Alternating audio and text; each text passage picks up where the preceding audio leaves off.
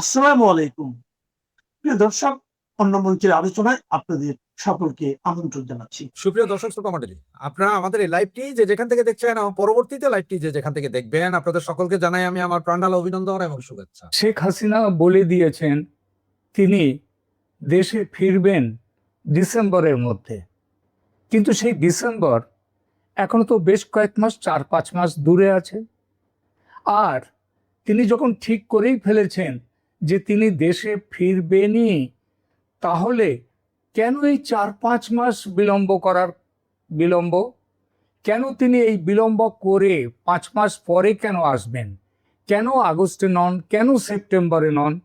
কারণ একটা কথা, প্রশ্নটা এই জন্যই আসে, তিনি যখন মনস্থির করে ফেলেছেন আসবেন, তখন কেন এই দেরি করাটা? এর কি কোনো কারণ আছে? আমরা এই বিষয়টা নিয়ে এখন আলোচনা করব।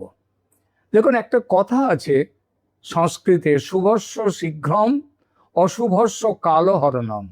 অর্থাৎ যা শুভ কাজ সেই কাজটা দেরি করতে নেই, তাড়াতাড়ি করে নিতে হয়, শীঘ্র করে নিতে হয়।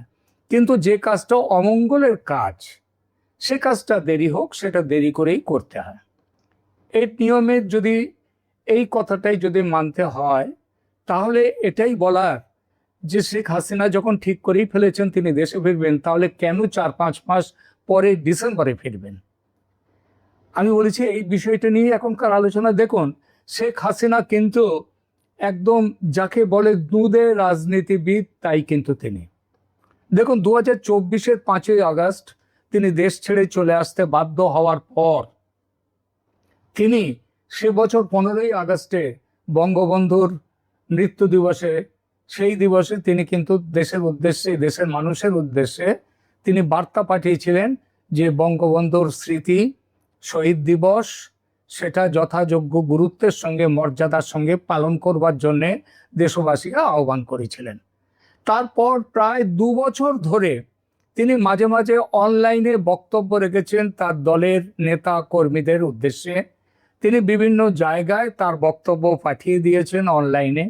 কিন্তু যাকে বলে সামনে আসা, সেই সামনে আসাটা তিনি এসছেন সেটা এবছর কয়েকদিন আগে 5ই আগস্টে দিল্লিতে একটি সাংবাদিক সম্মেলনে। সেই সম্মেলনে তিনি সাংবাদিকদের প্রশ্নের উত্তর দিয়েছেন, তিনি বিভিন্ন বিষয়ে তিনি কথা বলেছেন, এবং সেই কথা শুনলেই বোঝা যায় যে এটা তার প্রি রেকর্ডেড কথা নয়। অর্থাৎ তিনি পরিষ্কার সেখানে অংশ নিয়েছেন, যদিও তাকে দেখা যায়নি। এখন এই যে ব্যাপারটা তিনি করলেন, 2 বছর অপেক্ষা করলেন। 2 বছরের অপেক্ষাটা কেন ছিল? তা ছিল কুলিং পিরিয়ড। যে কোনো কারণেই হোক, প্রচার হোক, অপপ্রচার হোক, যে কোনো কারণেই হোক, সত্যি মিথ্যে, তার বিরুদ্ধে একটা দেশব্যাপী উত্তেজনাকর পরিস্থিতি তৈরি হয়েছিল। সেই পরিস্থিতির পরিণামে তিনি দেশ ছাড়তে বাধ্য হয়েছিলেন। কিন্তু এটা তিনি ভেবেছিলেন যে সময়ের সব কিছু আবার থিতিয়ে আসবে। এই থিতিয়ে এসছে আস্তে আস্তে, এবং থিতিয়ে আসার ব্যাপারে সব থেকে বড় অবদান যার, তিনি হচ্ছেন ডক্টর মোহাম্মদ ইউনূস এবং তার অন্তর্বর্তী সরকার। এই সরকার বাংলাদেশটাকে একটা ললেসনেস, মাৎস্য ন্যায় সেই দেশে পরিণত করেছিল। আইনের শাসন নেই, বিচারপতিদের যেখানে খুশি সেখানে তাদেরকে জোর করে পদত্যাগ করানো হচ্ছে, খেয়াল খুশি মতো যাকে খুশি তাকে বিচারপতি করা হয়েছে। আইনের শাসন বলে কিছু ছিল না, এবং এর ফলে দেশের মানুষ বলতে বাধ্য হয়েছিল যে এর চেয়ে শেখ হাসিনার আমল ভালো ছিল। এই পরিস্থিতিতে যখন আমেরিকা দেখলো, কারণ আমেরিকার ডিপ স্টেট তারাই এনেছিল মোহাম্মদ ইউনূসকে, যখন দেখলো ওই সরকার প্রচণ্ডভাবে ব্যর্থ, তখন তারা করলো কি, একটা ভাবলো যে না, এই সরকারকে আর রাখা যাবে না। সেই সময়ে ভারতও তার তাসটা ভালোভাবে খেলে কি করলো, বিএনপির সাথে একটা যোগাযোগ করলো। এবং যে তারেক রহমান মাত্র 7 দিন আগেও বলেছিলেন আমি আমার নিজের ইচ্ছায় দেশে ফিরতে পারি না, সেই তারেক রহমান 7 দিনের মধ্যেই দেশে ফিরলেন। ভোট হলো, নির্বাচনে তারেকের সরকার বিপুলভাবে জয়লাভ করলো। যদিও আমেরিকা চেয়েছিল জামাত অন্তত জিতুক ওই নির্বাচনটা, তা কিন্তু হলো না। এই যে জয়টা হলো ভারতে, এই বাংলাদেশের তারেক রহমানের, সবাই বলেন এর পেছনে ভারতের ভূমিকা ছিল। ভারতের এই যে ভূমিকা, এর জন্যে ভারতের সাথে একটা একটা চুক্তি, সেটা লিখিত নয়, অলিখিত হলেও সেটা একটা চুক্তি হয়েছিল। চুক্তিটা কি? সেটা হচ্ছে বাংলাদেশে অন্তর্ভুক্তিমূলক নির্বাচন হবে, অর্থাৎ সমস্ত দলকে নিয়ে নির্বাচন হবে, অর্থাৎ আওয়ামী লীগকে বহিষ্কার করে, নিষিদ্ধ করে নির্বাচন হবে না। এইটাই, এই জন্যই করা হয়েছিল সেই নির্বাচনটা। এই নির্বাচনটা কিন্তু তারপরে দেখা গেল যে বিএনপি তার যে ওয়াদা শর্ত থেকে পিছিয়ে চলে এলো ভারতের সাথে। সেই প্রথম তাদের যে মানসিকতার তফাৎটা শুরু হয়ে গেল। তার আগে অবধি ভারত কিন্তু সত্যিকারেই মানে বিএনপির দিকে বন্ধুত্বের হাত বাড়িয়েছিল। এরপরে বিএনপি আরও চলে গেল চীনের কাছে, এবং চীন এবং পাকিস্তান এবং তুর্কির সাথে আরও বেশি ঘনিষ্ঠতা করলো, এবং এখানেই আমেরিকার সাথে তাদের আর একটা দ্বন্দ্ব এলো, এবং এই দ্বন্দ্বটিকে ভারত সুন্দরভাবে ব্যবহার করে এখন ভারত এবং আমেরিকা বাংলাদেশ নিয়ে একই নৌকার যাত্রী। এখন ভারত যা করবার সেগুলো করছে। এটা কবে থেকে এলো? এই যে কুলিং পিরিয়ডটার শেষ হয়ে গেল, দেখা গেল যে শেখ হাসিনা তার যে সরকার, সেই সরকার শেখ হাসিনার দেশে ফেরার একটা পশ্চাৎপট, একটা বাস্তব পটভূমি তৈরি হয়ে গেছে। এবং এই তৈরিটা হওয়ার পর এখন কি করলেন, কি দেখলাম আমরা, যে সেটা হচ্ছে সার্জিও গোর। তিনি হচ্ছেন ভারতে মার্কিন রাষ্ট্রদূত, সেই সঙ্গে দক্ষিণ ও মধ্য এশিয়ায় আমেরিকার বিশেষ দূত, এবং এর সঙ্গে আরও একটা বড় পরিচয় আছে তার। সেই পরিচয়টা হলো যে তিনি প্রেসিডেন্ট ট্রাম্পের ঘনিষ্ঠ বৃত্তের একজন মানুষ, এমনকি তার সাথে তার ব্যবসায়িক যোগাযোগও রয়েছে। এমন একটি মানুষ সার্জিও গোর, তিনি ঢাকায় গেলেন 30শে জুলাই 3 দিনের সফরে, এবং সেখানে গিয়ে পরিষ্কার করে ঢাকাকে বলে এলেন যে এখানে এই সরকার এখন তার কি করতে হবে না হবে, শেখ হাসিনার ব্যাপার নিয়ে তিনি সেখানে গিয়েছিলেন। এবং সবথেকে অদ্ভুত কথা হলো, অবাক কথা হলো, তিনি বাংলাদেশে গেলেন সার্জিও গোর। সেখানে গিয়ে যতটা না বাংলাদেশের পররাষ্ট্রমন্ত্রীর সঙ্গে যতক্ষণ না কথা বলেন, 20-22 মিনিট কথা বলেছিলেন, কিন্তু তিনি সেখানে ভারতের যিনি রাষ্ট্রদূত দীনেশ ত্রিবেদী, তার সাথে প্রাতরাশ সারলেন, 1 ঘন্টা 20 মিনিটের ওপর তার সঙ্গে বৈঠক করলেন। এই সমস্ত ব্যাপারগুলো একটা ইঙ্গিত দিচ্ছে। এবং খলিলুর রহমানের সাথে সার্জিও গোরের বৈঠকের পর খলিলুর রহমানের যা শরীরী ভাষা, সেটা বুঝিয়ে দিয়েছিল যে তিনি খুব চাপের মধ্যে আছেন।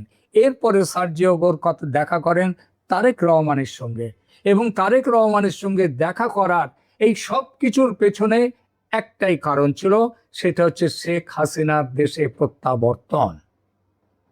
এই প্রত্যাবর্তন নিয়ে সেখানে সমস্ত কথাগুলো তিনি বলে এলেন, এবং সে কথা মেনে নিতে হলো বিএনপি সরকারকে, তারেক রহমানকে, খলিলুর রহমানকে, মুখে যাই বলুন। এরপর আমরা কি দেখলাম, গত 9 তারিখে, গত রবিবার 9 আগস্ট, ভারত থেকে হঠাৎ ভারতের যে আমাদের রিসার্চ অ্যান্ড অ্যানালিসিস উইং, গোয়েন্দা সংস্থা, তার প্রধান পরাগ জৈন, তিনি চলে গেলেন বাংলাদেশে। তার সঙ্গে 4 জন, মতান্তরে আরও আগে পরে আরও কয়েকজন গিয়েছিলেন সেখানে। সর্বমোট নাকি 23 জন সেখানে যান। এবং সেখানে গিয়ে তারা বললেন যে তারা ডিজিএফআই এর আমন্ত্রণে এসছেন। আমি এই ব্যাপারটা নিয়ে আপনাদের কাছে একটি ভিডিও ইতিমধ্যে করেছি। মূল ব্যাপারগুলো কি? মূল ব্যাপারটা হচ্ছে শেখ হাসিনার ফেরা, তিনি কিভাবে ফিরবেন, কিভাবে তাকে বাংলাদেশ অ্যাকসেপ্ট করবে, কিভাবে, কোথায় তিনি থাকবেন, এই সমস্ত কিছু, কে তার হেফাজত নেবে, তার সিকিউরিটির দায়িত্ব কি হবে, এই পুরো ব্যাপারটা ঠিক করবার জন্যে পরাগ জৈন গিয়েছিলেন বাংলাদেশে। এটা আজকাল এই বিষয় নিয়ে আর কোনো রকম প্রশ্নের অবকাশ নেই। পরাগ জৈন যেদিন গেলেন, ঠিক রবিবার, সোমবার দিন সকালে তারেক রহমানের সঙ্গে বৈঠকে বসলেন ভারতের রাষ্ট্রদূত দীনেশ ত্রিবেদী। এবং তিনি বৈঠকে বসলেন। বৈঠকে বসবার পরে বললেন, তারেক রহমানের খুবই প্রশংসা করলেন। এবং সেই প্রশংসার পরে যখন তাকে প্রশ্ন করা হলো যে তারেক রহমান কি দিল্লিতে ব্রিক্সের বৈঠকে, দিল্লিতে ব্রিক্সের বৈঠকে কি তারেক রহমান আমন্ত্রিত হয়েছেন বিমস্টেকের চেয়ার হিসেবে, তো সেখানে কি তিনি আসছেন? তার উত্তরে দীনেশ ত্রিবেদী বললেন, ওই ধরি মাছ নাছুই পানি করে বলে গেলেন।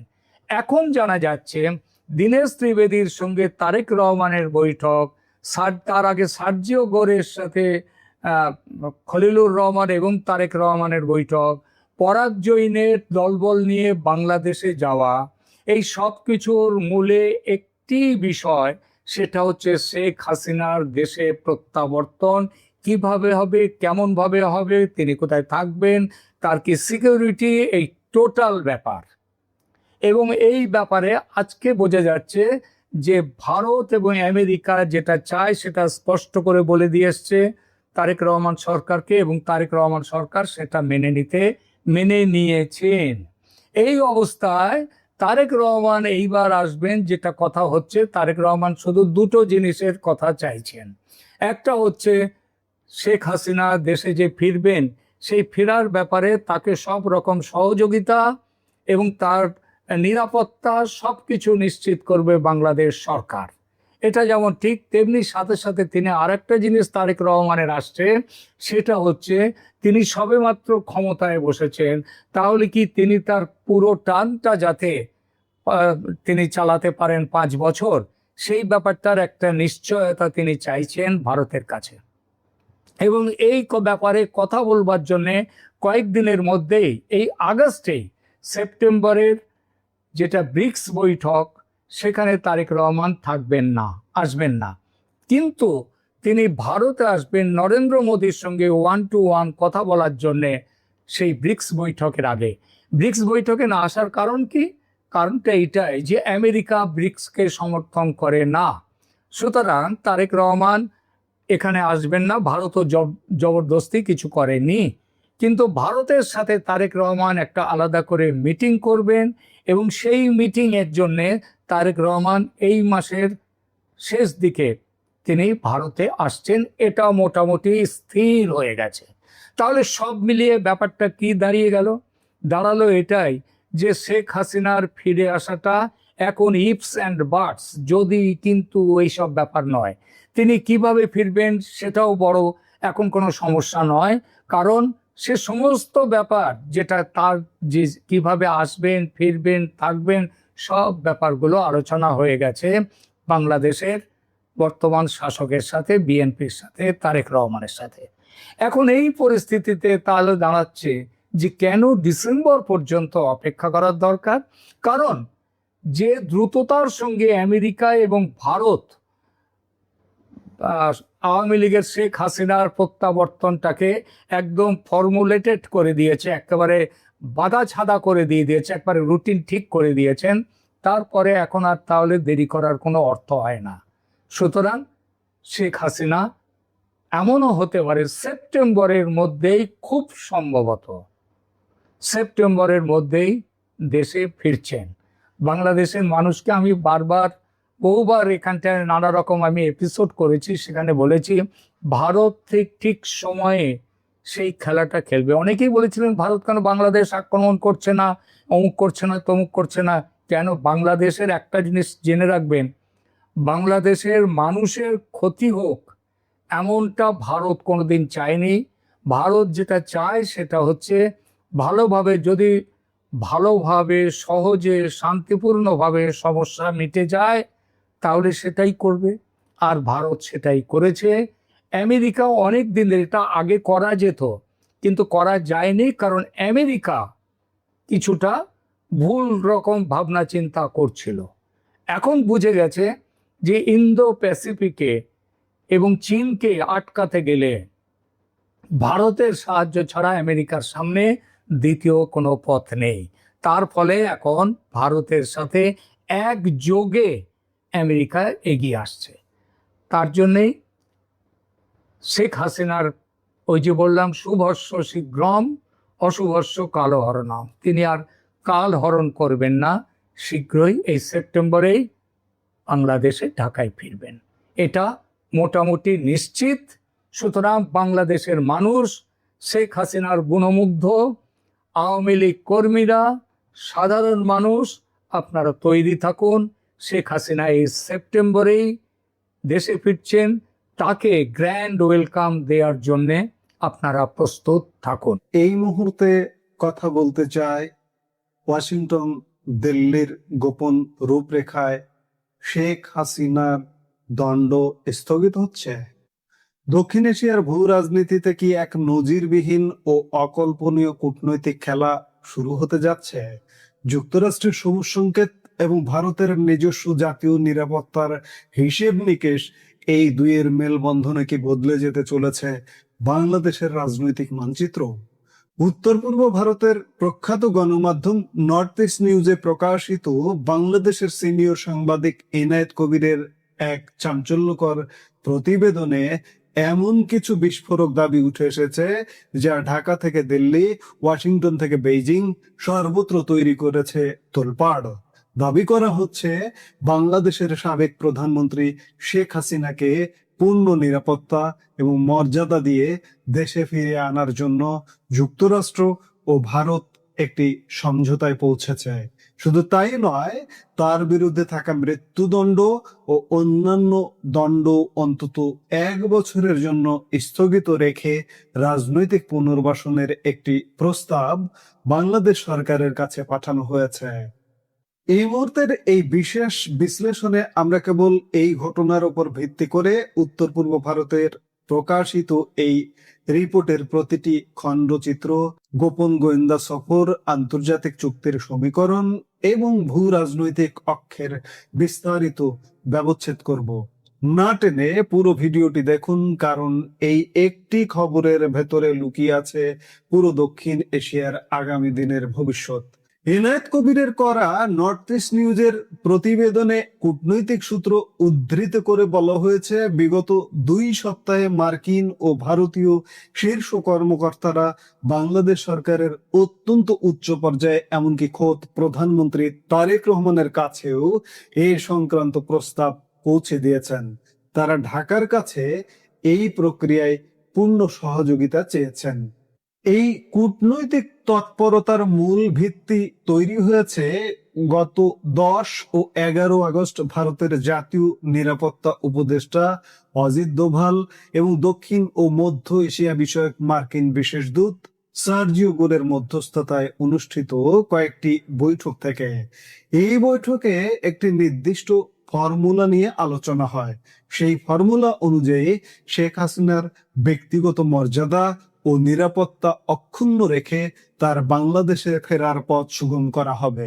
শর্ত হিসেবে তার বিরুদ্ধে দেওয়া মৃত্যুদণ্ড সহ অন্যান্য সব সাজা অন্তত 1 বছরের জন্য স্থগিত করার প্রস্তাব রাখা হয়েছে। তবে এই আলোচনায় একটি বড় অমীমাংসিত অধ্যায় রয়ে গেছে, তা হলো আওয়ামী লীগের ওপর থেকে রাজনৈতিক কর্মকাণ্ডের নিষেধাজ্ঞা প্রত্যাহার করা হবে কিনা। প্রতিবেদনে দাবি করা হয়েছে আওয়ামী লীগের ওপর থেকে এই নিষেধাজ্ঞা তোলার বিষয়ে এখনো কোনো চূড়ান্ত নিষ্পত্তি হয়নি। তবে আন্তর্জাতিক এই মধ্যস্থতা ক্ষমতাসীন বিএনপি এবং বর্তমানে নিষিদ্ধ ঘোষিত আওয়ামী লীগকে একটি অঘোষিত রাজনৈতিক পুনঃসমঝোতা বা প্রসেস অফ রিকনসিলিয়েশনের দিকে চালিত করছে। তাহলে প্রশ্ন ওঠে, হঠাৎ করে ওয়াশিংটন কেন দক্ষিণ এশিয়া ইস্যুতে আবার দিল্লির চোখ দিয়ে বিশ্ব রাজনীতিকে দেখতে শুরু করলো? কেনই বা আমেরিকা ও ভারত একসাথে এই পদক্ষেপে নামলো? প্রতিবেদনে এর পেছনের কারণ হিসেবে একটি অত্যন্ত সংবেদনশীল ভূ রাজনৈতিক অক্ষের কথা উল্লেখ করা হয়েছে। যুক্তরাষ্ট্র এবং ভারত উভয় দেশই মনে করছে বাংলাদেশে কোনো গণতান্ত্রিক শাসন বহির্ভূত বা অগণতান্ত্রিক শক্তির উত্থান ঘটলে তা তাদের সামগ্রিক আঞ্চলিক নিরাপত্তা কৌশলের জন্য এক বিরাট হুমকি হয়ে দাঁড়াবে। আর এই আশঙ্কার মূল অনুঘটক হিসেবে কাজ করেছে সম্প্রতি তুরস্ক, পাকিস্তান এবং সৌদি আরবের মধ্যে সম্পাদিত একটি সামরিক সমঝোতা, যাকে প্রতিবেদনে মক্কা চুক্তি বলে অভিহিত করা হয়েছে। বলা হচ্ছে এই মক্কা চুক্তি মূলত ন্যাটোর আদলে গঠিত একটি যৌথ প্রতিরক্ষা ব্যবস্থা, যেখানে নীতি নির্ধারণ করা হয়েছে তিনটি দেশের যে কোনো একটির ওপর হামলা চালানো হলে তা তিন দেশের ওপরই হামলা হিসেবে গণ্য হবে। ভারতের প্রতিরক্ষা ও পররাষ্ট্র মন্ত্রণালয় এই মক্কা চুক্তিকে নিজেদের জাতীয় নিরাপত্তার জন্য সরাসরি সম্ভাব্য হুমকি হিসেবে দেখছে। আর এই চরম প্রেক্ষাপটেই অজিত দোভাল ও সার্জিও গোরের মধ্যে কূটনৈতিক আলাপ আলোচনা ত্বরান্বিত হয়েছে। ভারত ও যুক্তরাষ্ট্র চেয়েছে আঞ্চলিক ভারসাম্য যেন হাতছাড়া না হয়ে যায়। এই প্রেক্ষাপট তৈরির ঠিক পরপরই ঢাকায় ঘটে যায় এক চরম নাটকীয় ঘটনা। গত 9 এবং 10 অগস্ট ভারতের বহিরাগত গোয়েন্দা সংস্থা রয়ের প্রধান পরাগ জৈন একটি 4 সদস্যের উচ্চ পর্যায়ের প্রতিনিধি দল নিয়ে আকস্মিক ও গোপন সফরে ঢাকায় আসেন। বাংলাদেশের সামরিক গোয়েন্দা সংস্থা ডিজিএফআই এর আমন্ত্রণে এই সফরটি অনুষ্ঠিত হয়। পরাগ জৈনের সাথে থাকা প্রতিনিধি দলে ছিলেন অত্যন্ত প্রভাবশালী কর্মকর্তাগণ। এক অশ্বিন মুকুন্দ কোটনিস, তিনি ভারতীয় পুলিশ সার্ভিস আইপিএস এর একজন অভিজ্ঞ কর্মকর্তা, যার বাবা এমভি কোটনিস পূর্ব ভারতের গোয়েন্দা সংস্থায় শীর্ষ পদে দায়িত্ব পালন করেছেন। 2 রাহুল নেগি, 3 শৈবাল রায় চৌধুরী। ঢাকায় নেমে এই ভারতীয় গোয়েন্দা প্রতিনিধি দল বেশ কয়েকটি হাই প্রোফাইল বৈঠক করেন। তারা পৃথকভাবে বৈঠক করেন বাংলাদেশের স্বরাষ্ট্রমন্ত্রী সালাউদ্দিন আহমেদ এবং প্রধানমন্ত্রীর প্রতিরক্ষা উপদেষ্টা ব্রিগেডিয়ার জেনারেল অবসরপ্রাপ্ত ডক্টর AK.M. শামসুল ইসলামের সাথে। এমনকি প্রতিনিধি দলের সদস্য শৈবাল রায় চৌধুরী স্বয়ং প্রধানমন্ত্রী তারেক রহমানের সাথেও সাক্ষাৎ করেন। এই সফরের সবচেয়ে কৌতূহলোদ্দীপক দিক হলো ঢাকায় আসার ঠিক আগেই প্রধান পরাগ জৈন চীন সফর করেছিলেন। বেইজিং সফর শেষ করেই সরাসরি ঢাকায় আগমন এবং এর পরের গোপন বৈঠকগুলো নির্দেশ করে শেখ হাসিনার নিরাপত্তা ও প্রত্যাবর্তন ইস্যুতে এক বিশাল আন্তর্জাতিক ছক কষা হচ্ছে। ভারত শেখ হাসিনার প্রত্যাবর্তন ও নিরাপত্তার বিষয়টিকে সম্পূর্ণভাবে নিজেদের জাতীয় নিরাপত্তা স্বার্থের সাথে যুক্ত বলে মনে করে। প্রতিবেদনে বলা হয়েছে এই ইস্যুতে ভারতের সাউথ ব্লক কেবল ওয়াশিংটনের সাথেই নয়, বরং রাশিয়া এবং ইউরোপের বেশ কয়েকটি পরাশক্তি রাষ্ট্রের সাথেও সার্বক্ষণিক নিবিড় কূটনৈতিক যোগাযোগ বজায় রাখছে। এমনকি ভারতীয় এক কূটনৈতিক সূত্রের বরাত দিয়ে প্রতিবেদনে একটি বিস্ফোরক দাবি করা হয়েছে। চীন নাকি শেখ হাসিনার প্রত্যাবর্তন ও নিরাপত্তার বিষয়ে ভারতের এই কূটনৈতিক উদ্যোগকে সমর্থন জানিয়েছে। যদিও চীন বা ভারতের পক্ষ থেকে এই সমর্থনের গভীরতা ও রূপরেখা নিয়ে প্রকাশ্যে কোনো বক্তব্য দেওয়া হয়নি, তবে এটি স্পষ্ট যে শেখ হাসিনাকে ঘিরে বিশ্বের শীর্ষ শক্তিগুলোর মধ্যে একটি প্রচ্ছন্ন ঐক্যমত্য তৈরির চেষ্টা চলছে। এদিকে গত 5 অগস্ট নয়াদিল্লিতে আয়োজিত আন্তর্জাতিক সংবাদ সম্মেলনে শেখ হাসিনা প্রকাশ্যে বক্তব্য রাখেন এবং স্পষ্ট জানান তিনি আগামী ডিসেম্বরের মধ্যেই বাংলাদেশে ফিরে যাওয়ার আশা ব্যক্ত করছেন। তার এই প্রকাশ্য বার্তা বিশ্বজুড়ে আলোড়ন তোলে এবং আন্তর্জাতিক মহলে তার বিরুদ্ধে হওয়া বিচার প্রক্রিয়ার স্বচ্ছতা নিয়ে বিতর্ক জোরালো হয়। উত্তর পূর্ব ভারতের প্রভাবশালী গণমাধ্যম নর্থ ইস্ট নিউজের এই প্রতিবেদন যদি সত্যি হয়, তবে এটি ঢাকা, দিল্লি এবং ওয়াশিংটন এই 3 দেশের জন্যই এক অভূতপূর্ব কূটনৈতিক পরীক্ষার সূচনা করেছে। দিল্লির জন্য কি চ্যালেঞ্জ হতে পারে?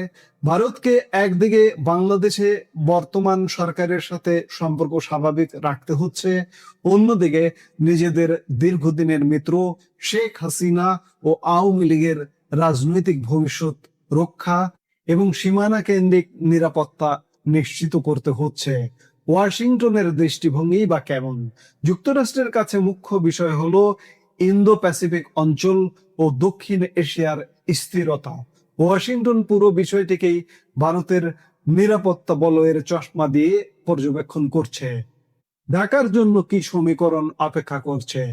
তবে সবচেয়ে কঠিন অবস্থায় রয়েছে ঢাকা, শেখ হাসিনার সাজা স্থগিত করা কিংবা তাকে নিরাপদে দেশে ফিরতে দেওয়া ঢাকার বর্তমান সরকারের জন্য এক চরম বিচারিক ও রাজনৈতিক পরীক্ষার বিষয়।